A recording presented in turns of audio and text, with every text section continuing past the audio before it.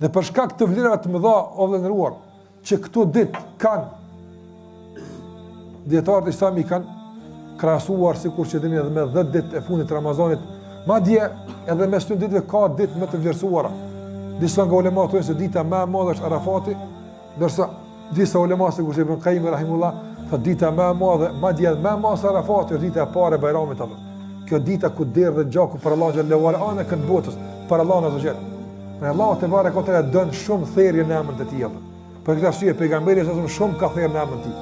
Shumë ka prej kurbana pejgamberit nga se është nga ibadetet më të dashura tek Allah xhallahu ala.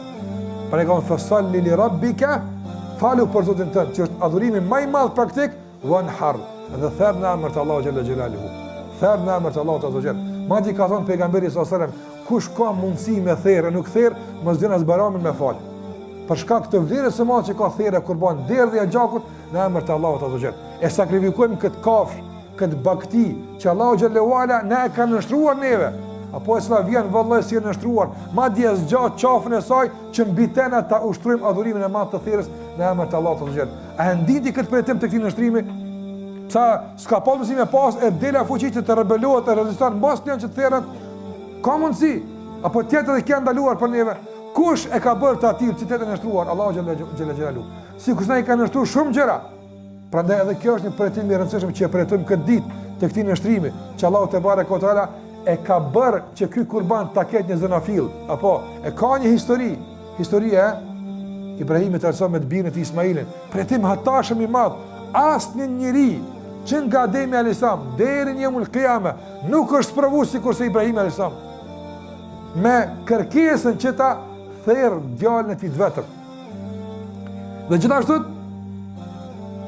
jo vetëm ta thënë djalë, po të kërkuaj nga Jakubi me thirr Jusufin do të ishte e vështirë shumë, apo nga se veç humbja e tij sa mërzi ka sjellë Jakubit alayhis salam.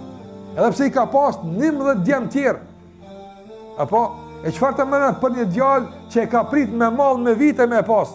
Madje në kohën kur prindi lidhet me djalin e tij, falamma apo posa balagha ma'ahu as-sa'i.